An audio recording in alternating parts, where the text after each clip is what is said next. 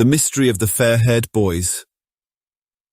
I had been attending to my medical practice since early in the morning, arriving home only in time to rush back out again in response to an urgent and cryptic message from my friend Sherlock Holmes. I had not seen him in some time, having settled into a domestic routine as might any man married more than a year. Still, I found myself quite keen to become embroiled again in the sort of baffling adventure such as I have previously had the good fortune to chronicle in these pages. I had not a clue as I stepped from the cab before my old lodgings in Baker Street, but I knew that Holmes was already deeply into the puzzle, as I spied his distinctive silhouette moving across the drawn window shades as he paced, smoked and pondered. I ascended the 17 familiar steps and was about to rap at the door when it burst open, and I was ushered into the room with nary a word from my old friend. Holmes was never effusive when caught up in a mystery, and so I took my old, accustomed place in the armchair across from the fire and waited for him to see fit to explain. He paused by the mantel to relight his clay pipe, contemplated the air for a long bit, then with a smile sat facing me in sudden acknowledgement of my presence. "Watson, my old friend," he exclaimed. "It is always a comfort to have the assistance of one on whom I can thoroughly rely." Assuring him I would do my best, I prayed he continue. "I trust that the day's travels across the breadth of London have not tired you too much for yet another foray tonight. The varying colour and texture of the mud on your boots could only have come from opposite ends of the city, and I observed from the window that you paid the driver considerably more than the fare from your surgery to Baker Street. Obviously, your stop at home was only long enough to leave your medical bag and change greatcoats, and you left the cab waiting while doing so." "Indeed," I admitted, having long since given up surprise at Holmes's astounding powers of observation. "But how did you know I had changed overcoats?" He spared me the condescending term elementary. "It is apparent, my friend, from the relative lack of dust on the coat as compared to the trousers. Also, this coat is much too heavy for the mild temperatures of this afternoon, but quite appropriate for the chill of the evening." "As always, your deductions are flawless," said I. "Now, how may I be of assistance in the matter at hand?" Holmes leapt to his feet and went to the table, sweeping up a newspaper and thrusting it at me. "Third column halfway down," he said. At the appointed spot, I found the heading, "Mystery of Schoolboy's Disappearance." Here is the account. "At 9 o'clock last night, Dr. W.T. Bascom, headmaster of the Bainbridge Public School, informed the local police of the mysterious disappearance of Peter Driscoll, eldest son of Mr. Harold Driscoll, a merchant in Wembley Street. After a thorough search of the school grounds by police constables, assisted by members of the school staff and older students, young Driscoll was pronounced not upon the premises. Dr. Bascom said that, while it is not inconceivable that a troubled boy might run away, he thought it unlikely that this particular child would do such a thing, being a bright lad well liked by students and masters alike, and doing very well indeed in his studies. Inspector Lestrade of Scotland Yard would not entirely dismiss the possibility of foul play, but said the lad very likely ran off for some childish reason and would turn up at his father's house soon enough. Meanwhile, citizens are asked to watch for an 11-year-old boy of average height and athletic build, with blonde hair and green eyes, last seen wearing the Bainbridge uniform of blue blazer with white piping, short blue trousers and socks, and white linen shirt. I folded the newspaper and set it back on the table. "Unless I am very much mistaken," I said, "dozens of such children disappear each year in England, most of whom turn up again in short order, just as Lestrade says." "Quite true, Watson," Holmes said impatiently. "Nevertheless, I am convinced there is sinister work afoot. Consider this."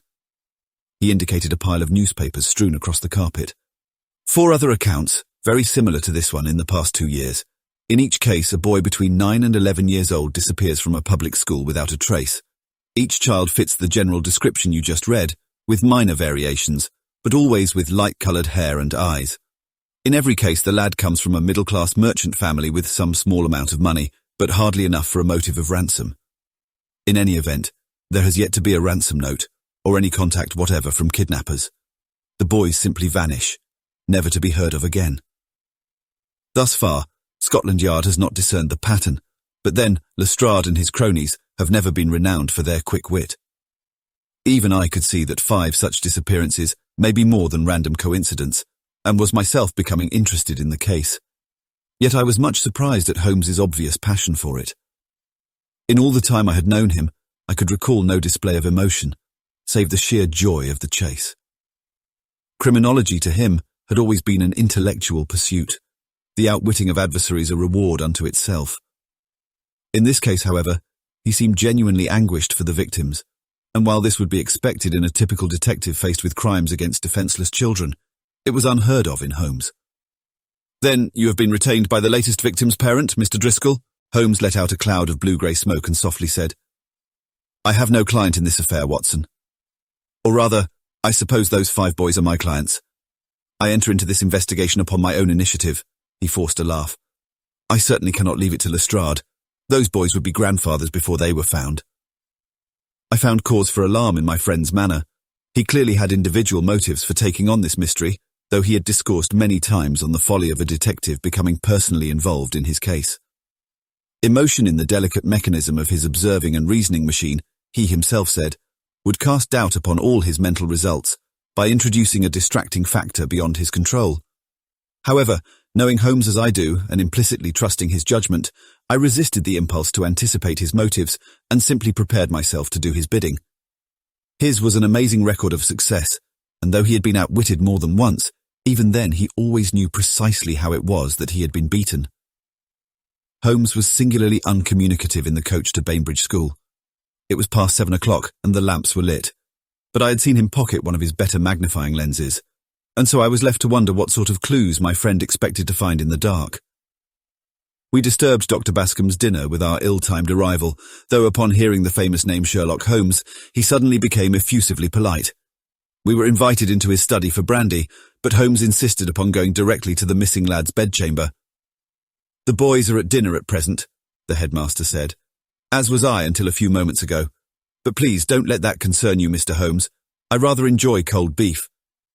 "You are most kind, Dr. Bascom," said Holmes as we entered a long room with 3 rows of short, low beds set only a few feet apart. "If you will show me the place recently occupied by the Driscoll boy, you may then return to your meal, as I shall not require further assistance for several minutes." "Of course, sir. Of course," the portly headmaster said, gesturing to the middle of 3 identical beds in the approximate centre of the room. "I only wonder why the school trustees failed to inform me that they had retained the services of such an eminent detective in this trifling matter."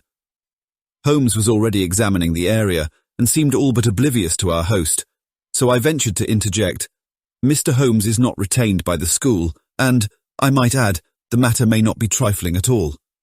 Holmes cut me off. "Thank you very much, Dr. Bascom. I shall be sure to mention your kind cooperation to Scotland Yard. I would appreciate it if the boys could be kept in the dining room until I am ready to interview them." "Certainly, Mr. Holmes," the headmaster said with a small bow, quite aware that he was being dismissed.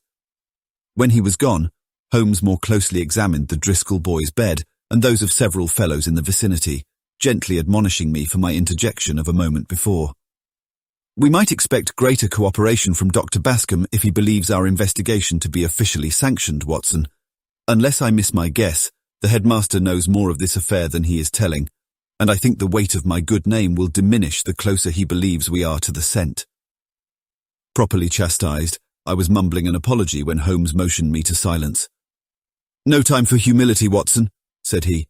"I am convinced the boy did not leave of his own will, or at the very least without forethought or planning. Observe the cupboard of personal belongings and clothing. Each boy has the same 3 suits of Bainbridge uniform, plus 2 complete sets of athletic togs, identical underclothing, rain slicker, and so forth. Each cupboard is missing only those clothes the boy is wearing at this moment, including the Driscoll boys' cupboard.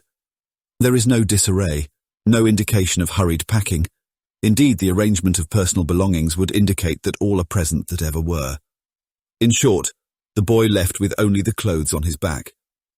But might not a boy in emotional distress run away on the spur of the moment, seizing his chance? Unlikely, Watson. It has been more than 24 hours since the disappearance, more than enough time for a healthy boy to travel the 9 miles from here to Wembley Street. I've considered the possibility of his being lost, but the way to London proper is clearly marked, and by all accounts young Peter is an intelligent and resourceful lad. One remaining possibility is that he left school on his own but met with foul play quickly thereafter. Doubtful, I think, given the similarity to the 4 other disappearances. No, Watson. I believe there is dreadful business going on, and it reaches directly into this school. It took a moment for this disturbing thought to impress itself upon me. It seemed impossible that a man like Bascom, entrusted with the education and well-being of more than 100 British lads of good families, could lower himself to be involved with such nefarious doings. I found myself fervently hoping that Holmes's enviable intellect would be entirely wrong just this once. Just then, a tall, ruddy-faced man of middle years appeared at the door, by his dress a servant, but by his bearing born to higher station. Nose wrinkled in antipathy for his current role, he announced, "Gentlemen, Dr. Bascom requests that you join him in the main dining room. Follow me, please." He turned on his heel and strode quickly away, forcing us to hurry behind or risk being left. Holmes took the opportunity of this short walk to briefly interrogate the man, whose name we learned was Hobbs. "You are Dr. Bascom's personal servant, then, Hobbs?" The way the detective said it was more statement than question.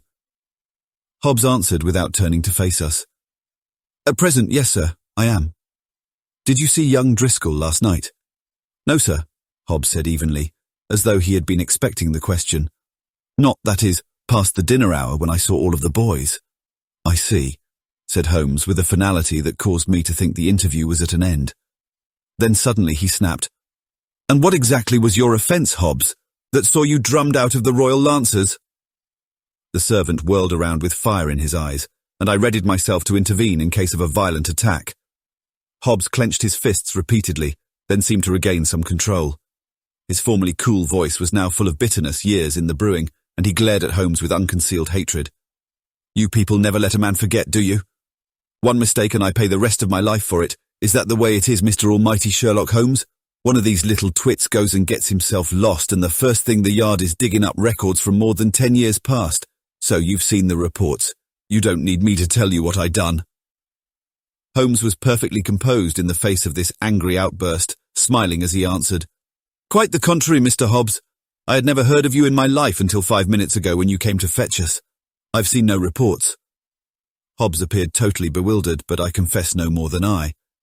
The servant stammered, "Then how on earth—" "By your military bearing and obvious distaste for butlering, I deduce that you have suffered a fall from grace, which placed you in the service of Dr. Bascom. The slightly open-toed nature of your stride suggests a great deal of riding. Thus, your regiment was cavalry. Indeed, your boots are worn on the inner and outer edges by the stirrups and your trousers from the saddle, from which I gather that you still frequently ride, even dressed in livery." Hobbs was impressed, and no small bit frightened of my friend's gift, a common enough first reaction to the apparent magic of his deductive powers. "Correct, Mr. Holmes," he said. "One small benefit of my current position is the chance to take a quick ride when the pressure of my duty permits. But how did you know of the Lancers and of my expulsion?" "Many indications present themselves, any single one of which could be explained in other ways, but taken together, they led to but one conclusion. You were very proud once, that is evident. The roughness of your complexion suggests a long period in a hot climate, such as with the Lancers in India. And finally, there is the worn link on your watch chain, where for a good many years you carried the medallion of the Royal Lancers." "Nearly 20 years, Hobbs said quietly, as he turned and resumed walking toward the dining room, considerably more slowly and with little trace of arrogance remaining in his step. "Only it was the Afghan, not India, and 5 years also as Sergeant of the Honour Guard to the Shah of Persia." This last he said with great pride. By virtue of my long association with Holmes, I detected the slight impression that registered on his lean features at the mention of the Shah of Persia, though I am sure that Hobbs did not. My friend clearly considered this a clue, though I myself could see nothing in it. His features underwent another, more obvious distortion as we entered the large, simply appointed dining room, where more than 100 boys aged 7 to 16 sat fidgeting over their long-finished place settings. Something like a glow came into the detective's sharp eyes as they roamed the assemblage, and his chiseled visage softened into a smile of adoration, like a favourite uncle gathering 100 beloved nephews onto his lap. I'd never seen the usually businesslike Holmes in such rapture, except when under the influence of his tincture of cocaine, the odious effects of which I have previously described in some detail. But Holmes was in no drugged stupor. He seemed to react out of some deep-seated mental condition that he has never seen fit to discuss with me either as friend or physician, before this adventure or since. I understood to a certain extent, being rather enamoured of the boys myself, epitomizing as they did the pride and strength of British boyhood and the glory of the Empire's tomorrow. This was not Eton or Sandhurst, true enough, but these lads would grow up to become the backbone of English society, if not its cranium. With more gentleness than I thought possible in my old friend, he addressed the hushed and curious boys. "Now, my lads," he said, "I am here to help find your friend, Peter Driscoll. My name is Sherlock Holmes." A number of the older boys' eyes widened in recognition, and astonished whispers coursed around the room like a gentle wind. "I am accompanied by my finest and dearest friend, Dr. John Watson, who has been invaluable to me throughout my public career as well as my private life. Everyone has their special friend, haven't they? Their very best mate. Who among you is Peter's mate? Come on, don't be shy." Boys looked to one another, and around the room at large, until a small, thin lad of 10 or 11 nervously stood. "I am, sir," the boy said in a soft, high voice, his head slightly bowed so that a tumble of voluminous coal-black hair came down over his eyes. Holmes beamed. "Would you please come here?" he said. "There's a good lad." When the boy began making his way forward, he addressed the group again. "And who are the two boys whose beds are next to Peter's on either side?" "That would be Chatsworth and Dean, sir," offered a thin young man in wire-rimmed spectacles and a rough woolen suit with frayed cuffs. "And you are the housemaster?" Holmes asked him, receiving a nod in reply. "Yes, this is our Mr. Carson," said the headmaster, inserting himself between Holmes and the young man.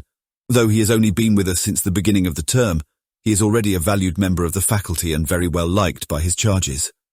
Chatsworth! Dean, come here, boys, and see Mr. Holmes." "I should also like a word with a few others," Holmes said. "Dr. Bascom, would you please have the boys file out singly, so that I may detain those with whom I wish to speak?" "Certainly, Mr. Holmes," the headmaster said, and bustled about with his staff arranging it so. My friend intercepted 5 boys from the line, seemingly at random, until I noticed that all of them matched the general description of the missing children, between 9 and 11 years old with light hair and eyes, and with the additional attribute of being quite pleasantly attractive of face and fit of body. "Now, Dr. Bascom," Holmes said, "if I might have the use of a private room nearby, where I may conduct individual interviews." Yes, of course," said the headmaster, true to my friend's prediction, seeming more and more agitated as time went on. A small parlour adjacent to the dining room was pressed into service, and Holmes ushered the first of the boys and me inside, closing the door in the face of the surprised and chagrined headmaster. Once alone, Holmes smiled easily, offering the child a seat and taking one himself immediately next to him. The boy looked miniature in the overstuffed chair, and his feet did not reach the floor. "What is your name, lad?" he asked gently, his relaxed manner helping to put the boy at his ease. "William Cooper, sir," the boy said from under his mass of dark curls. His was not an especially handsome face, thin as a wedge and with deep-set eyes blacker than pitch, but Holmes seemed to regard it beatifically. "Now, William, do they call you Willie?" the detective asked. "Some do, sir. My friends, that is." "Then I should be pleased to be counted among them, if that would be to your liking." The boy broke into an astonished grin, and his narrow chest swelled in pride to be considered worthy of friendship by the famous Sherlock Holmes. "Oh, of course, sir." "Good," Holmes said in what I took to be genuine pleasure. "Then Willie it shall be. Now, Willie, you know Peter better than anyone, don't you?" "I suppose I do, sir." "But you do not sleep in the same room?" "No, sir," the boy said. "Peter is a year older than me, but we were neighbours in Wembley Street before going off to school." "Do you think he ran away?" "Oh, no, sir," the boy said. "Peter would never have done. He was to wrestle tomorrow for the championship of the form. He wouldn't miss that." "Do you know Dr. Bascom's man, Hobbs, Willie?" Holmes asked. "Yes, sir." Holmes put his face near the boy's and said in a reassuring tone, "Now this is important, Willie. Did you see Hobbs and Peter together at any time yesterday, or in recent days?" The boy scrunched up his tiny brow in thought. "Now that you bring it up, sir, there was something rather odd the night before last. Peter and I were in the bath, and Mr. Hobbs came in and began rummaging through the lavatory linens. He kept staring at us, as if we had done something wrong, but he never said anything and went about inspecting the linens." Holmes stroked his chin and mused for a moment, his eyes intense with thought. "How long did he stay there in the lavatory?" "I don't rightly know, sir," said Willie. "Peter and I finished bathing and left. Perhaps Matron knows how much longer he stayed." "So then, Willie," Holmes said, "Hobbs was still in the room when you and Peter climbed out of the bath to dry off, and the whole time you dressed?" "Yes, sir." "And did his sidelong glances continue during this time?" "Oh, yes," Willie said emphatically. Indeed, he looked at us all the more. A faraway look came into my friend's eye, and a smile played around his lips for a moment before his face returned to the immobile mask of reason I was accustomed to seeing. "Try to recall, Willie," he said, "if Hobbs might have looked more at Peter than yourself." "I couldn't say, sir," the boy said. "We were standing right together." "All right, Willie, thank you," Holmes said, affectionately touching the boy's thin shoulder. "You've been very helpful."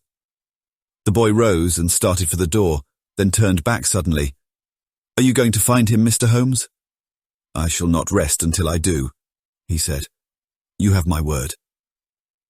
Holmes then asked for the 5 boys he had selected from the crowd and herded them all into the small parlour at once.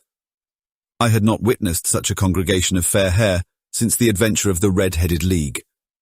The interview consisted of but one question. Did any of them notice the servant Hobbs paying undue or inappropriate attention to them, especially in any condition of undress? 3 of the 5 recalled recent incidents that had seemed odd to them at the time, but certainly not sinister, such as Hobbs looking into their sleeping rooms just before bedtime, or, like Willie, coming into the lav, always with some strange excuse such as inspecting the linens or the woodwork around the windows. We sent the 5 on their way and brought in Peter's 2 roommates, Chatsworth and Dean. The 2 could have been brothers to look at them, similar in height, build and facial structure, and both with mouse-brown hair over their collars. The 11-year-olds were small enough to share a single armchair. "Now, fellows," Holmes began with an indulgent smile, "I want you to know that my only interest in this line of questioning is to determine what became of Peter. Dr. Watson and I are both men of impeccable honour, and we give you our word that we will not carry anything you tell us out of this room. It is very important that you answer my questions honestly and without evasion, and I assure you there will be no repercussions visited upon you or anyone else except as directly relates to the recovery of your unfortunate friend." The boys looked at each other in bewilderment and no small amount of unease, and I must confess that apprehension grew in my own stomach at the weight of his words. It should also be noted that this chronicle of what is perhaps the most shocking tale in the whole of Sherlock Holmes's casebook is not an abrogation of that promise. The names of the school and the innocents involved have all been altered to ensure their privacy. "As an alumnus of Britain's fine public schools," Holmes said, "I am well aware that more goes on in a dormitory after dark than merely sleeping." Both boys, and myself if I am to be honest, let out a gasp of surprise. The existence of such practices is common knowledge among those who have boarded at school, but I had never in my life heard it mentioned in polite company. This, of course, was a matter of emergency, and so I steeled myself to the distasteful topic. One of the children began to protest his innocence, but the other shouted him down. "But it might help Peter," he said. "If Mr. Holmes thinks it's important, and he promises never to tell, then I think we have to own up. Mr. Holmes would never go back on his promise." "That is quite right, my lad. Quite right," Holmes earnestly said. "And it may be of vital importance to this case." "All right then," the first boy grudgingly said. "But you first." "I will," the second boy said. "What do you want to know, Mr. Holmes?" "Were the boys in your room involved in those sort of nighttime activities?" "Yes, sir," the boy said, avoiding our eyes. "Me and Dino mainly," he said, indicating his friend, which identified the confessor as Chatsworth. "But Peter came in for it as well, after a bit. Were there any others with whom you shared these activities?" The first boy, Dean, spoke up. "Most of the lads do at one time or another." "What about adults?" Holmes asked. "The housemaster, Carson, perhaps?" The boys looked at each other in fright, and Chatsworth turned to Holmes with eyes begging to be released from the question. "I've told you, there is nothing to fear," he said. "No one will know of this." "Well," Chatsworth said, looking down at the floor, "Mr. Carson sometimes invites a boy into his room for private tutoring." Holmes lifted the boy's chin with a finger and smiled forgivingly. "Think nothing of it, Chatty. That's what they call you, isn't it? Short for Chatsworth. I know how it is at school. Sometimes a boy needs extra tutoring to get through the term, and a friendly young master is just the thing. It's quite traditional." Chatsworth looked up at Holmes and weakly smiled. "What I'm coming round to is, did Peter ever go for these nighttime lessons?" "Yes, Mr. Holmes," piped in Dean quite unexpectedly. "All of us did. Alone mostly, but sometimes together." "Very good," Holmes said with a gentle smile. "Thank you, Dino. Now this question is quite indelicate, but I'm afraid I must ask, for it is a point upon which this entire mystery may hang. Did Peter allow himself to be fondled? Even the forthright Chatsworth hesitated. It was the first question in such language, leaving no euphemism behind which to hide. To his great credit, the boy screwed up his courage and met Holmes's eye. "Oh, Mr. Holmes," he said, "you do cut directly to the heart of things. Yes, Peter was the only one of us three who allowed it. He fancied it, truth be told, and was often after Dino and me to oblige him. And then, when Mr. Carson arrived at the start of the term, Peter was the very first to receive such affections, and was a frequent visitor to his room." I've let him too, Mr. Holmes," Dean confessed, avoiding Chatsworth's astonished eyes. "Mr. Carson is very gentle and considerate, and he doesn't hurt a boy." "I'm sure he doesn't," Holmes said, mussing the boy's hair. "Nevertheless, I believe you have only your mouse-brown hair to thank that it isn't you who has gone missing. Thank you very much, boys. You have been extremely helpful, and don't worry, no one will ever hear your story from my lips, or those of Dr. Watson." Upon dismissal, the two boys scampered for the safety of their room, and Holmes brought in the housemaster himself. "When did you last see the Driscoll boy, Mr. Carson?" Holmes asked. "As I told the police, he and a few of the other lads passed me on the stairs on their way into the dormitory," he said. "That was shortly after dinner, about 7:30. "And when did you realize he was gone?" "When I performed my nightly bed check at 8 o'clock, Carson said. "And what did you do then?" Holmes asked. "I went to the headmaster straight away," he said. "Dr. Bascom was very agitated at the news and roused the whole of the school to begin an immediate search." "Was the servant Hobbs involved in the search?" Carson's eyes opened wide. "Why, no, he wasn't. Now that you mention it, I did not see him at all until this morning." "Now, Mr. Carson," Holmes said, "think carefully. Did this Hobbs person ever engage you in conversation about any of the boys in your charge? Driscoll in particular?" Carson's eyes dropped to his lap, and for the first time in the interview, he took on a secretive air. "Not that I recall, sir." "Come on, man," Holmes barked. "A child's life may hang in the balance, and I already know of the nocturnal visits boys make to your chambers, so let us not waste time with parry and thrust. When was it that Hobbs saw Peter enter or leave your room in the middle of the night? And what information did he wrench from you by threatening to expose that rendezvous?" The young master put his head in his hands and began to weep.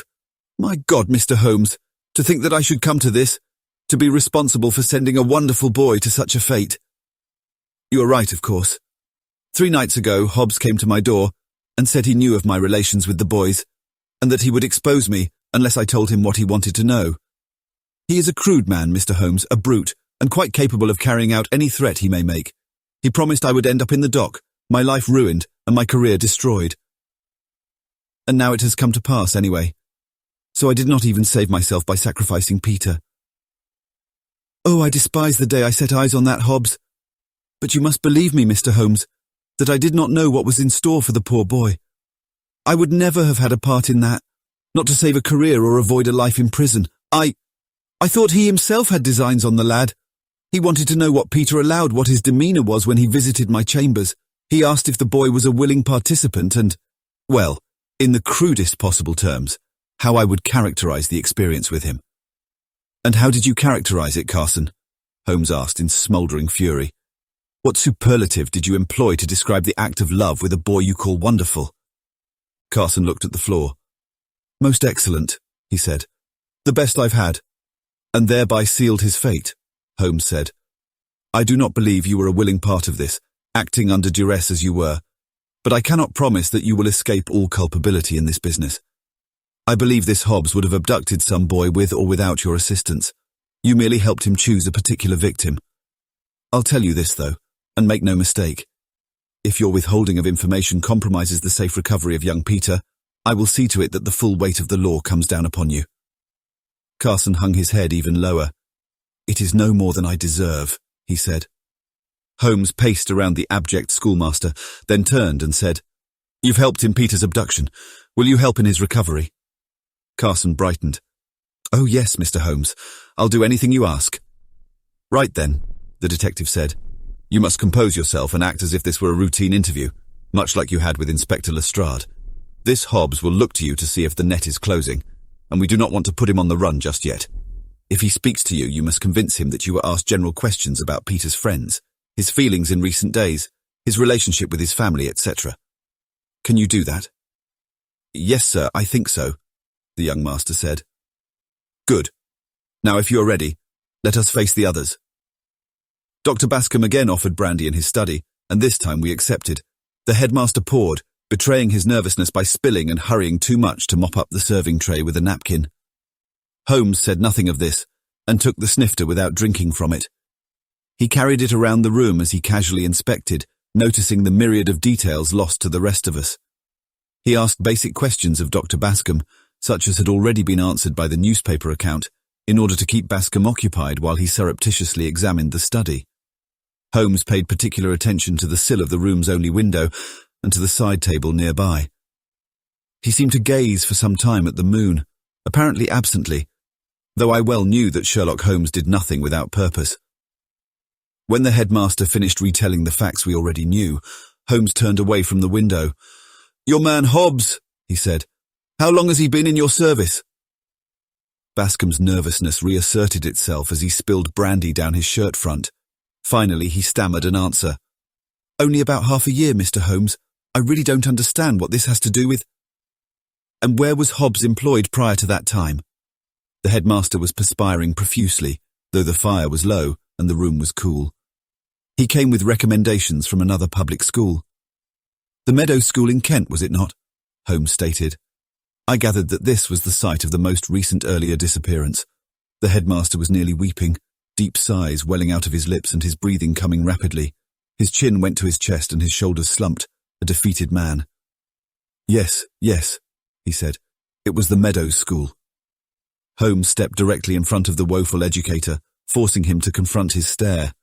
"There is no use in denying it, Bascom," Holmes declared heatedly.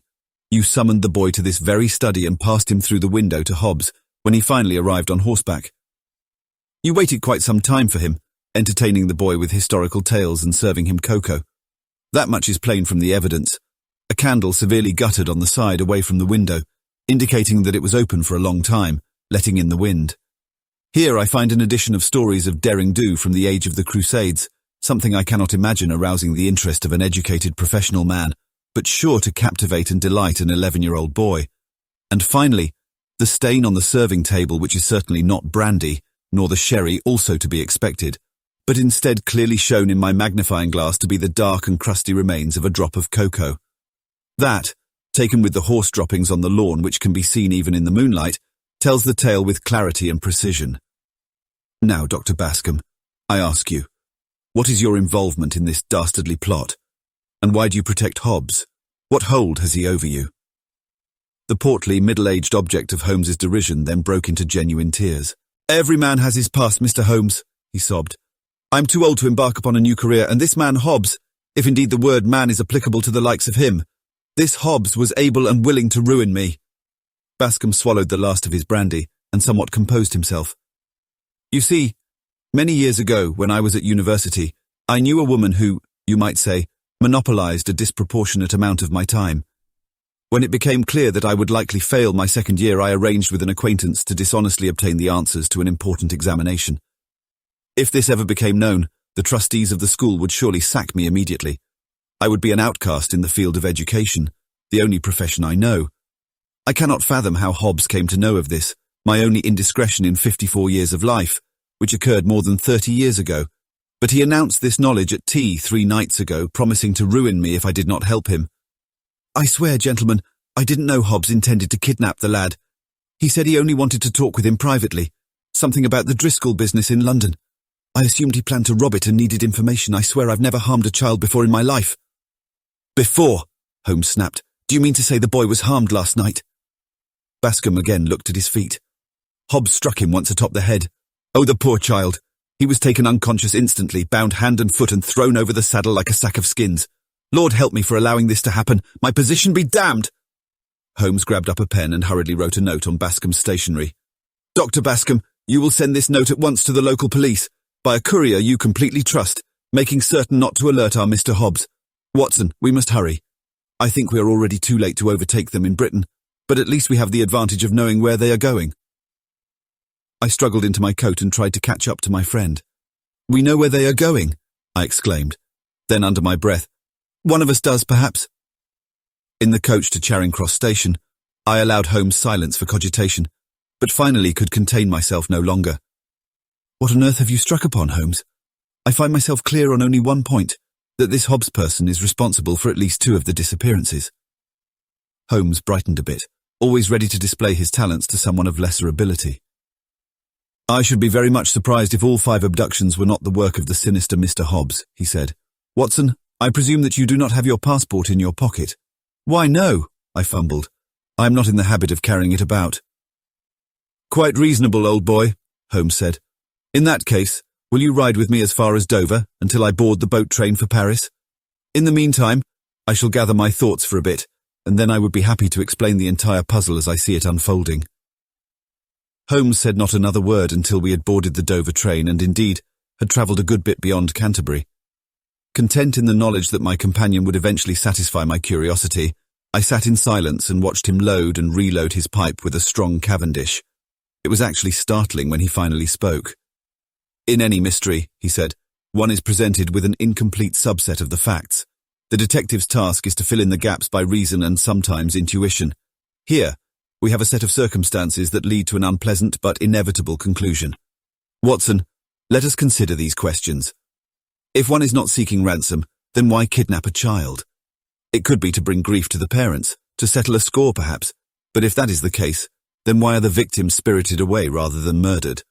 No, Watson, it is the having of the child that matters, not the taking of him. So then, to what end are these boys abducted? White slavery? Then why take only boys with particular, and might I say attractive, physical attributes? Surely a dark-haired slave would be as useful as a blonde. Fair hair and eyes then, and a tender age, must bear directly on the purpose of the abductions. Now if those were the only considerations, it would surely be easiest and entail the least risk to find physically suitable ragamuffins among the teeming poor. I myself have seen dozens of blonde and red-headed boys in the alleys of London who lack only a bath to be equally as attractive as those we interviewed tonight. Between the street waifs and the residents of orphanages and workhouses, there must be hundreds of candidates suitable for abduction, any of whom could be stolen away without anyone even taking notice. There must be a compelling reason to invite investigation by taking a child of a good home from a good school. It is clear that Hobbs considered many boys before choosing Peter as his victim, and that the deciding factors included the attractiveness of his nude body and his willingness to engage in forbidden acts with adults. Thus, it seems that whoever commissioned these kidnappings sought not only intimate contact with fair-haired, beautiful young boys, he wanted them to be willing participants. Where better to find boys experienced in and agreeable to such activities than a British public school? I can scarcely believe it, said I, but I cannot deny the logic. What I don't see, though, is what leads you to Paris. Paris is not our quarry's ultimate destination, Watson. It is but a gateway to the Orient. The Orient? Holmes allowed a smile. Without further information, that guess would be as good as any, he said. Consider our disagreeable Mr. Hobbs. He is obviously not acting from his own carnal interest in the boys. He could have them right there in the school if he so desired, as Carson does. Instead, he takes them away and returns alone to the school, the one place where he cannot have an intimate rendezvous with them because they are no longer there. So, Hobbs must deliver the boys to another party. If they were kept in England, I think it unlikely that years would pass without a single one of the victims turning up. Thus, a foreign destination is indicated. Further, I believe our villain's obsession with fair hair and eyes stems from living in a part of the world where such attributes are extremely rare. China would certainly accommodate this theory, Watson, but we know that Hobbs has connections to another country that suits it just as well. Persia, I blurted. Hobbs was once sergeant of the honour guard to the Shah. Now you have it, Watson. Hobbs has never forgotten his moment of glory, nor his many years immersed in a culture that has very different ideas from our own. Ancient Persian poetry celebrates boys, and Darius I was thought to keep the most beautiful young captives of vanquished lands for his personal boy harem. Now Hobbs is again serving that royal house, providing love slaves for the Shah or someone close to him.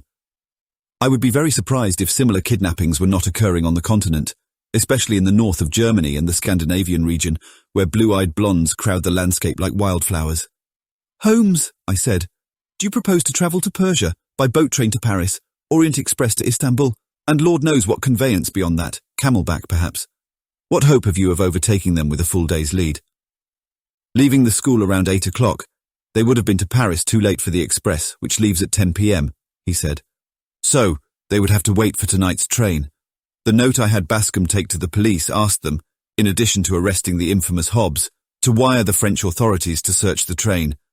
I hope to find the kidnappers neatly apprehended by the time I arrive, and when confronted with our knowledge of the truth, amenable to a diplomatic solution that will return the unfortunate children to the safety of their families.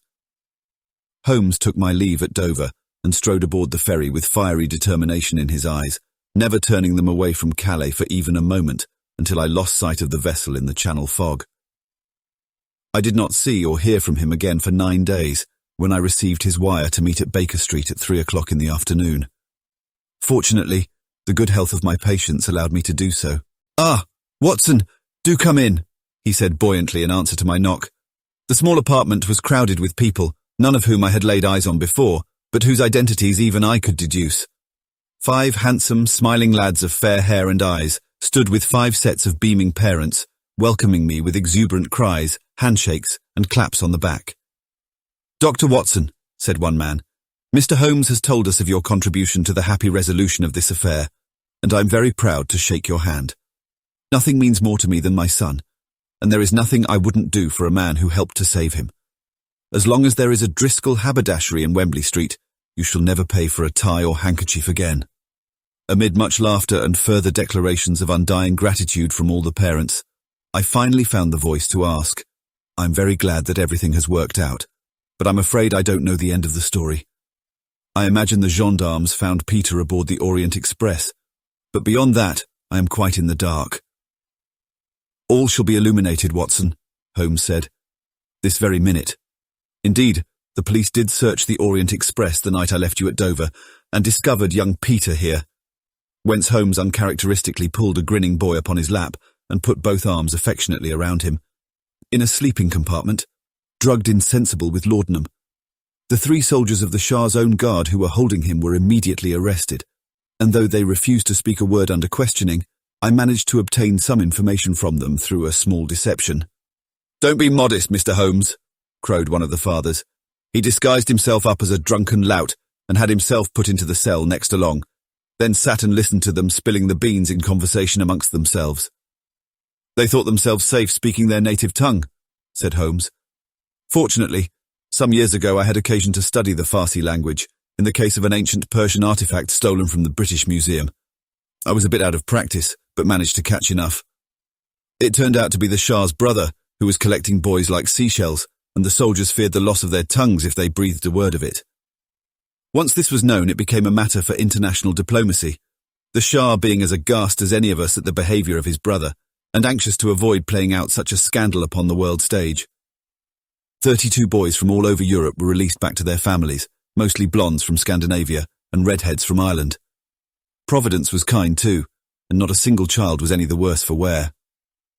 "Everyone was really very nice to us," said one of the boys, who looked to be the oldest at about 13.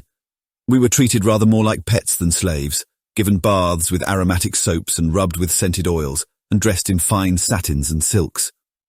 "Yes," piped the smallest boy, "these clothes feel all scratchy now." And everyone laughed. "But I'm still glad to be home," said the older. "We weren't allowed out of doors at all, but kept inside the palace, and of course we had our duties."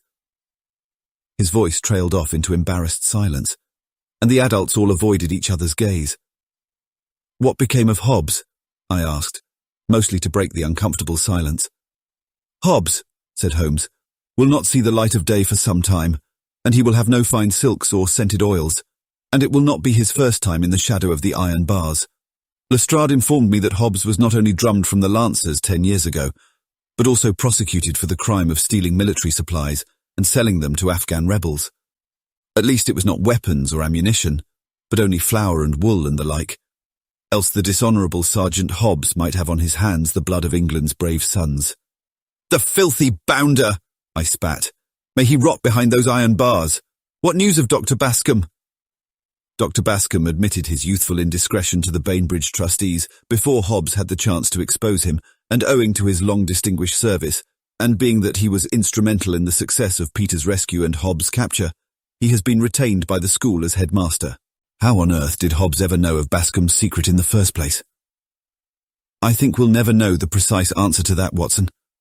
Hobbs isn't talking, but if I were to offer any comment, it would simply be that the purse of a Persian monarch can afford much information. And young Mr. Carson? Carson acquitted himself nicely in deceiving Hobbs, thus facilitating the brigand's capture, and so he too remains in excellent graces with the school officials. I'm very glad of that, Peter said, grinning up at Holmes. He's the best master ever. My friend smoothed the boy's golden hair and smiled down beatifically into his green eyes. I'm sure he is.